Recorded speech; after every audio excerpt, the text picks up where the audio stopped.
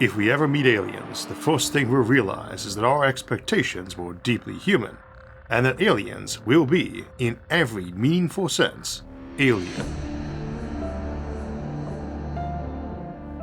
We often imagine aliens with strange faces, odd voices, or bizarre customs, but what truly sets them apart won't be their appearance. It will be how they think, what they value, and how they act. And when it comes to behavior, there's good reason to believe that our guesses, shaped by human experience and storytelling, might fall drastically short. But that doesn't mean we're completely in the dark. While alien minds may be forged in environments wildly different from our own, some traits are so foundational to intelligence and survival that we can expect to find them almost anywhere life has had to claw its way up from the bottom. A good place to start is with three sobering assumptions, drawn from the 1995 science fiction novel The Killing Star by Charles Pellegrino and George Zabrowski. While relatively obscure, the book is noteworthy for its stark, realistic approach to interstellar contact, not just imagining what aliens might look like, but how they would behave when encountering a new and potentially dangerous civilization like our own. Rather than focusing on diplomacy or cultural exchange, The Killing Star explores how an alien species might act if it applied pure strategic logic, shaped by evolutionary pressure and technological vulnerability. The result is a chilling but plausible set of behavioral expectations, ones that have since become influential in discussion of the so-called dark forest problem and other first contact scenarios. According to The Killing Star, there are three things we can count on from aliens. 1. They won't be wimps. Any species that survived long enough to reach the stars has had to overcome predators, rivals, and disasters. Survival demands strength, not weakness. 2. They care more about their own survival than ours. Altruism across species is rare even on Earth, though humans are one of the more common examples in our treatment of our pets, and such behavior may not be uncommon in intelligent aliens. They may hate us or like us to the point they might put up great effort and personal risk into wiping us out or helping us out, but expecting aliens to prioritize our well-being over theirs is wishful thinking. 3.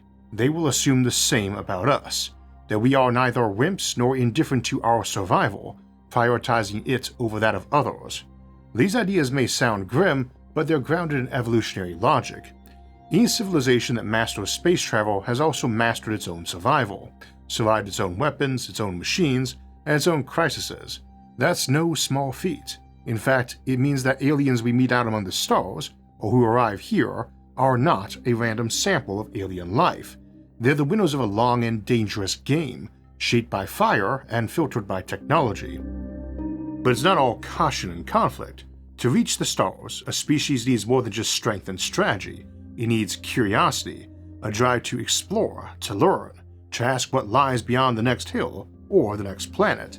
It also needs the ability to plan and wait. You don't build a rocket or a civilization if you demand instant gratification. Long-term thinking is as vital to intelligence as language or logic. And unless you're some kind of hive mind or singular consciousness, odds are good you've also developed concepts like escalation and diplomacy. After all, if you've built rockets, you've probably figured out how to put nuclear warheads on them too. So while alien behavior might be hard to predict in detail, there are a few traits we can guess with reasonable confidence. Aliens are likely to be cautious, curious, and capable of delayed gratification. But beyond that, the possibilities begin to branch into the truly alien. Today we'll explore some of those possibilities and ask when even our most reasonable assumptions might fall apart. The evolutionary roots of alien behavior. Let's start by unpacking why we expect traits like caution, curiosity, and patience to emerge in intelligent life, and when they might not. On Earth, intelligence is not free. It comes at a high metabolic cost, and only pays off when it helps solve problems, whether that's catching prey, avoiding predators, or navigating complex social groups. In short, intelligence evolves because it helps a species survive. And survival isn't just about brute strength.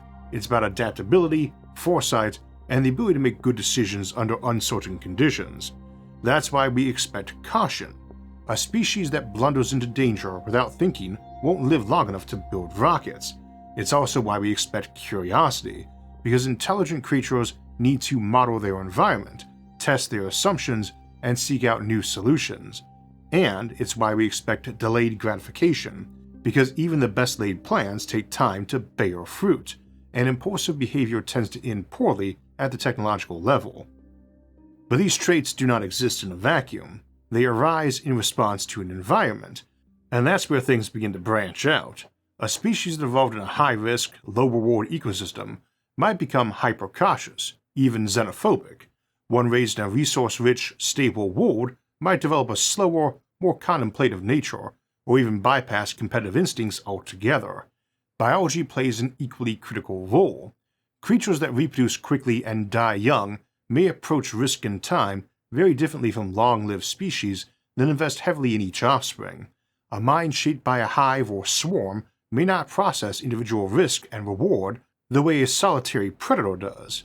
An aquatic species might never develop fire or metallurgy, while a silicon-based lifeform might view organic chemistry the way we view astrology, curious but outdated and fundamentally flawed. For that matter, a silicon-based semiconductor lifeform might evolve naturally somewhere and pay a very small metabolic price for intelligence relative to what we do, thus might favor it in evolution even more. On the other hand, we might encounter a species with starships and sophisticated astronomy that still believes in astrology. Intelligence and rationality do not always go hand in hand. We humans are often quite clever and quite irrational, not just in isolated cases, but across the board. It's not that some people are irrational and others are not.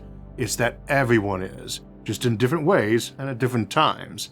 After all, irrationality is often merely the byproduct of very good instincts evolved in nature or in early life that do not apply well in a specific case, but are very strong and hard to override.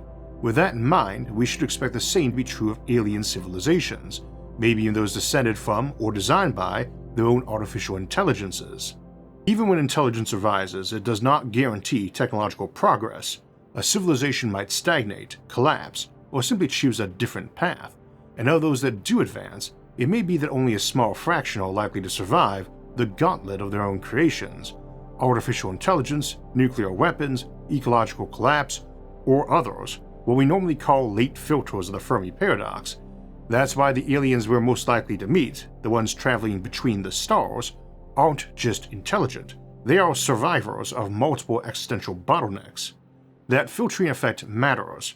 The aliens we meet in deep space, or those that come here, are not average members of their species, certainly not the ones who started with stone axes and fire, and they're even further removed from the average life form in the galaxy, which is likely not be more along the lines of amoebas and lichen, just as it is still for most of Earth. These are the rare few who manage to build ships, survive their own inventions, and perhaps even navigate the moral and political complexities of encountering other sentient beings. In that sense, spacefaring aliens aren't just alien, they are elite, and that shapes their behavior in ways we need to account for. From common ground to alien paths, divergent behaviors. Once we move beyond traits that are likely universal among spacefaring civilizations, we step into far stranger territory. Just because aliens are intelligent, cautious, and curious does not mean they'll express those qualities in ways that make sense to us. In fact, it's likely they will not. After all, behavior is shaped not just by intelligence, but by biology, culture, and history. And just as those forces have produced everything from ant colonies to octopuses to human empires here on Earth, they could give rise to alien civilizations that think and act in ways that are truly alien to us. And we should never forget just how broad the range of human behavior is, varying widely by time, place, and culture, even within our one species. Aliens may act differently from us and from each other. They may vary from their own norms more or less than we do, but they will almost certainly have norms. And those norms may have little in common with anything we've come to expect. Some species might be hyper-cooperative, with a strong instinct for collective action and shared goals. Think more along the lines of bees or ants than lone wolves. In such a society, individual identity might be fluid or even irrelevant, with group consensus guiding decisions and long-term planning. These civilizations could be astonishingly effective at grand projects, but may seem slow, strange, or inscrutable to outsiders. Others might be deeply hierarchical or status-driven, where honor, dominance, or strict social order is everything. They might respect power above all else, or view negotiation as weakness.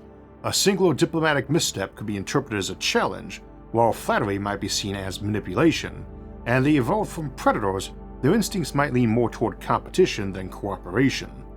Science fiction is full of such species. The Klingons from Star Trek, for instance, embody a warrior ethos where honor and strength are paramount. Similarly, the Kzinti from Larry Niven's known space universe are aggressive, status-driven predators whose society revolves around dominance and conquest. Then there are the emotionally divergent civilizations. Empathy might be non-existent or expressed in radically different ways. Some aliens might feel a moral imperative to guide or uplift others, like the Vulcans of Star Trek, who combine logic with a deeply rooted sense of moral duty, while others might see all other life as irrelevant or dangerous, as with the xenomorphs from Alien, whose biology leaves little room for communication or understanding. A race that values personal safety above all else, like Pearson's puppeteers from Ringworld, might interpret a friendly probe or even a radio signal as an act of aggression. Even basic concepts like time, truth, or property might be wildly different. A species with a short lifespan might value immediate returns and operate on rapid cycle of decision-making. A long-lived species might deliberate for centuries before acting. Some might not believe in individual ownership, while others might lack any concept of diplomacy entirely, much like the bugs from Starship Troopers, the film, not the novel, whose hive-mind society has no apparent room for negotiation. And of course, post-biological civilizations, AI minds, uploaded intelligences, or machine collectives could defy almost every expectation. There's a wonderful example of that in the novel The Infinite and the Divine that shows us the sort of changes to mind and psychology, and even sanity, that can occur when you are less tied to both biological roots and still feel them, while being unglued from conventional time. But we need not turn our eyes to post-biological to imagine truly alien minds. It's not how many eyes they have, or how many tentacles, it's what's going on behind the eyes that matters. They may not sleep, socialize, or care about survival in the way organic beings do. Their goals might be inscrutable, based on logic we do not share or data we cannot access. They might not even communicate intentionally, merely emit data we interpret as signal, or act on strategies too slow or too fast for us to follow. The Reapers from Mass Effect, or the Cylons from Battlestar Galactica, both offer chilling visions of machine civilizations whose values and motivations only resemble ours in unsettling ways. In short, once we get past the traits likely to be shared by all spacefaring species, alien behavior could span a spectrum far wider than anything in our own experience. Some might resemble familiar archetypes, explorers, conquerors, diplomats, while others could act in ways that seem random, contradictory, or terrifying.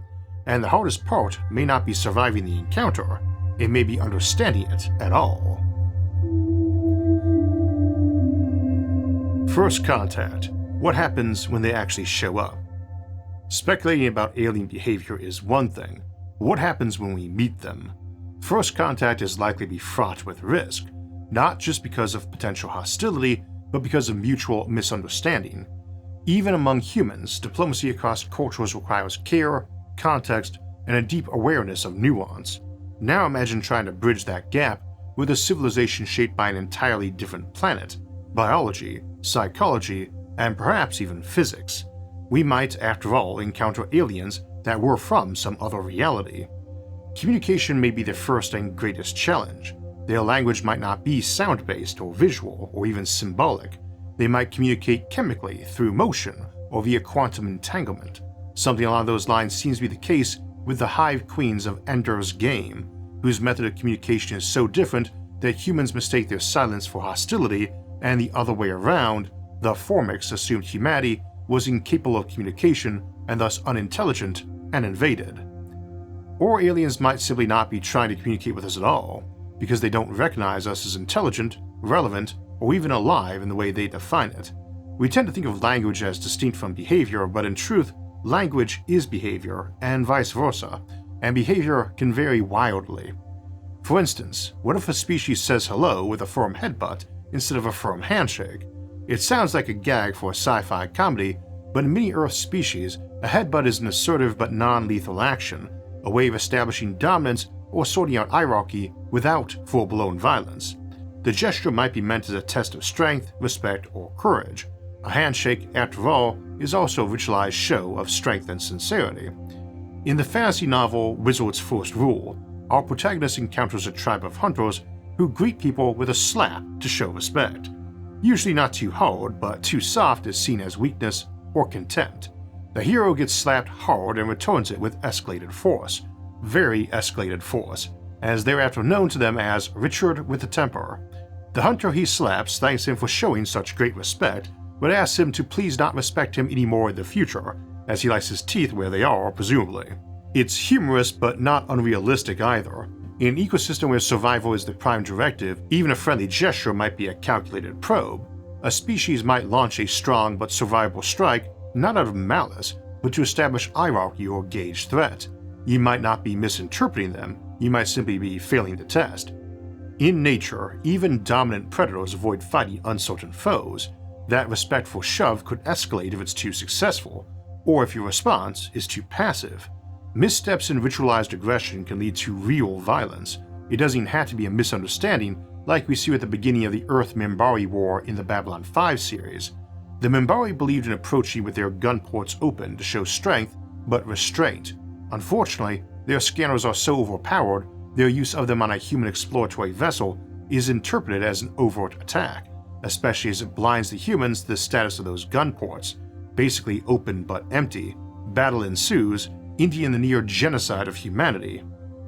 So even if both sides want peaceful contact, the odds of misinterpretation are high. A harmless transmission or exploratory probe could be read as a threat. A gift might be taken as an insult. Silence might be seen as deception, or worse, as preparation for an ambush.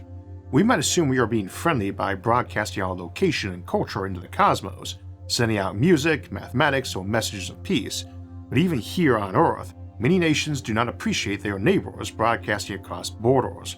At best, it's seen as an unwanted cultural intrusion, at worst, as propaganda intended to destabilize or incite rebellion, which is indeed often the case. Would aliens see our signals the same way? Would they interpret a radio transmission of us detonating a nuclear device as a display of power or a desperate cry for help? Would they view our depictions of war in film and television as dire warnings or as proud boasts of our violent potential? If you want you some, come get you some, so to speak, or F around and find out. Science fiction is rich with examples of how forced contact can go disastrously wrong. In Arrival, humanity struggles to interpret alien language before it triggers an international crisis. In Ender's Game, the entire war with the Formics stems from a tragic failure to understand each other's intentions. Even Star Trek, with its universal translators and optimistic vision of galactic diplomacy, is built on the premise that interacting with aliens is a cultural minefield. Then there's the strategic layer. If both sides are cautious survivors, as we expect, they may assume the worst. The Dark Force theory, popularized by Lucius Satton's three-body problem, holds that silence is safest because any civilization you alert to your presence might destroy you preemptively.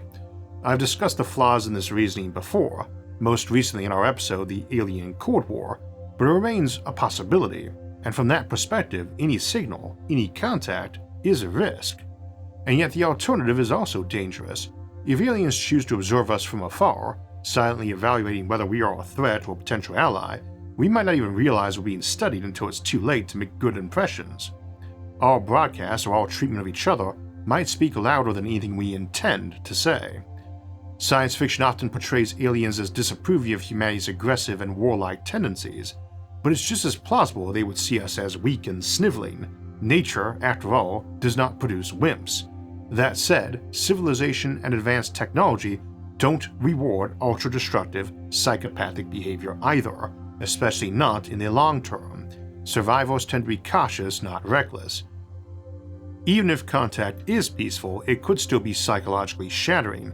How does humanity respond to learning that we are not alone, and that the other is not only more advanced, but utterly alien in thoughts, values, and purpose? Cultural shock, religious upheaval, geopolitical tension, these could be as disruptive as any weapon. And again, we might start a war simply because we transmit too loudly, or influence their culture in a way they find intolerable. A civilization that survives for millions, or even billions of years on the galactic stage might do so precisely because it's hypersensitive to change, or to potential change agents like us. First contact, then, isn't just a technological hurdle, it's a philosophical test, a cultural gamble, and a strategic puzzle, and we may not get a second chance to make a first impression. Alien morality. Do they even have ethics? Even if we can make guesses about how aliens might behave, that still leaves one of the most important questions unanswered. Do aliens have morality? Do they have anything we might recognize as an ethical system? Or are we simply projecting our own values onto them? Here on Earth, morality often emerges from biology, survival, and cooperation. We form groups, we depend on each other, and over time we develop rules, cultural, legal, religious, that reinforce what helps the group thrive. Don't steal, don't murder, help others, respect elders. These rules are not universal, but they are common enough that we often think of them as human nature, even though among humans, those lines shift constantly across cultures and eras. And especially when those values overlap or conflict, things get complicated. A person might feel they are being stolen from when help is given to others, especially if something is taken from them. It's the kind of tension captured in the saying, "the squeaky wheel gets the oil." Or think of the blurry line between respect and obedience. Where does one end and the other begin? These are questions that have sparked debates and disagreements across generations, communities, and worldviews. Even within our own lives, our understanding of right and wrong often changes with age and experience. No two people share exactly the same moral compass, not within families, not across cultures, and certainly not across all of human history. So even if aliens had laws written on their hearts, there's no guarantee their conscience would draw the same moral boundaries we do. After all, they might not possess a heart, or they might have several. And we must be especially cautious about assuming where biology or civilization has led their sense of right and wrong, if they even have such a thing. And their version of a conscience might be shaped by forces utterly unlike anything we've ever known. Aliens might have evolved from herd animals, predators, eusocial insects, or something we don't even have a category for. Their sense of right and wrong might be rooted in what benefits their kind, or what benefits their ecosystem, their machine network, or their gods. They might believe in uplift, conquest, stewardship, or entropy, or they might not believe in anything but survival. Would an alien species consider deception immoral or necessary? Would they view mercy as weakness or as a sacred act? Would they respect individual rights or only the needs of the whole? They might punish lies or reward them as cleverness. They might care deeply about justice or not at all. Their views on all these matters may be as broad as our own, or even broader. Intelligence does not guarantee empathy, only complexity, and complexity can just as easily produce cruelty as compassion. Again, we need look no further than humanity for evidence of that. It's tempting to imagine that morality is a universal language, that some truths are self-evident even across species. I certainly hope so, but that might be the biggest assumption of all. Aliens might not agree that life has value. They might not care about freedom, truth, beauty, or peace. They might even consider those ideas harmful, or they might think ethical systems were arbitrary and meaningless, as we explored in the episode Nihilistic Aliens. Even if they do have ethical systems, those systems might be incompatible with ours. A species that believes it is morally obligated to guide less developed civilizations might interfere with us out of a sincere desire to help. Without realizing, we might consider that a violation. We might be grateful for the help, or outraged, and at the latter, they might be mystified or furious at our reaction. Another might believe that eliminating potentially dangerous species is not just pragmatic, but righteous. Their version of kindness might look a lot like conquest, ours might look like cruelty, and neither side may realize the difference until it's too late. And then there's the horrifying possibility that aliens might be morally advanced by their own standards, but still do things we consider monstrous. They might see us as children to be re-educated, or weeds to be cleared for the garden. Indeed, they might cull their own children, not out of cruelty, but conviction. Most Earth species produce multiple offspring per birth, and a civilization with medicine and agriculture, that could quickly become unsustainable. An alien culture might long ago have adopted selective reduction, not just as a policy, but as a moral obligation.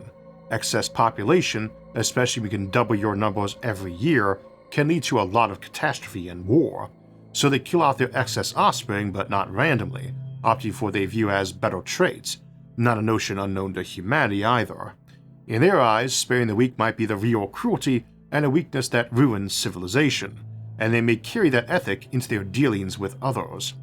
Whenever we think of that, they are not going to want our input, or be likely to change their minds if we give it, and they might have some viewpoints to share with us that we would find horrifying, all while acting very civilized on other things. They don't steal, they don't murder except to save others, they help others, they show respect, but they might view us as cowards or weaklings, or just feel they need to save us from ourselves. In short, aliens might have moral codes, but there's no guarantee those codes will align with ours. Understanding their ethics, if they have any, could be more important than understanding their language. Because even if they don't mean us harm, they might still think we need to be corrected. Nor should we ever forget that one thing humans use intelligence for is to lie and manipulate, and needless to say, we should not be surprised if aliens sometimes smile, and have a lot of pointed teeth hidden behind it. Just because they have the ability to blow our planet up would not mean they can do so without consequences from others, or they wouldn't find it easier to achieve their goals by treachery and deceit.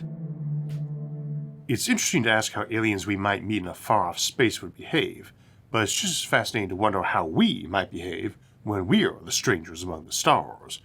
That's exactly what science fiction lets us explore, and for a brilliant example, check out The Sojourn on Nebula. It's a tense, character-driven drama set in a hazardous star cluster where fragile alliances and human ambition collide in ways that might not be so different from how real aliens could think. Meanwhile, over on my latest Nebula exclusive, Mass Drivers on the Moon, we look at how giant electromagnetic catapults could transform the moon into humanity's first great off-world freight hub, launching the raw materials we need to build habitats, power stations, and maybe even starships to carry us to meet those aliens face to face. You can watch The Sojourn, Mass Drivers on the Moon, and every episode of this show early and ad-free on Nebula. Get a lifetime membership for just $300, or go annual for $36. That's a full 40% off. Head to go.nebula.tv/IsaacArthur to join us and start exploring beyond the horizon. Alien minds, human limits. The question of how aliens would behave isn't just about them, it's about us, and about what we assume is universal, and what might only be human. It's about recognizing the blind spots in our own expectations, and the incredible diversity evolution might produce across 1 billion worlds. If aliens exist, and if we ever meet them, they won't just be physically different. Their thoughts, values, instincts, and intentions may lie outside anything we've ever prepared for, not because we lack imagination, but because our imagination is grounded in human experience. That's not a weakness, it's simply the lens we look through. But that lens can distort as much as it reveals. Science fiction has long helped us explore that distortion, giving us aliens who reflect our fears, our flaws, our dreams, and our doubts. Sometimes they warn us of what we might become. Other times they challenge us to rise higher. Occasionally they simply remind us how fragile our own assumptions are. Because what we fear in aliens is often what we suspect in ourselves, that we are not as rational as we think, not as moral as we hope, not as united as we pretend. So when we talk about alien behavior, we're not just building a profile of the other, we're holding up a mirror to our own nature. We're asking what traits we think make intelligence worthwhile, or civilization enduring, or life sacred. And maybe the greatest challenge we'll face won't be in deciphering alien languages or navigating alien politics. It'll be in confronting the fact that they may not be like us, not in mind, not in soul, not in purpose, that they may not want to be, and that we, for all our pride and progress, may be as alien to them as they are to us. To them, we may look like children, or competitors, or contaminants. And the only thing we can be sure of is that we won't look familiar. Something strange, something dangerous, something you must interpret, or ignore, or manage, or eliminate. But that does not mean we should stop trying to understand. It just means we must approach the question with humility, recognizing that intelligence is not a path to sameness, but to divergence. The stars may hold neighbors we cannot imagine, and if we are to meet them, we must be ready. Ready to defend, certainly, but also ready to listen, to adapt, and to understand. Because the only thing more dangerous than an alien we can't comprehend is assuming we already do.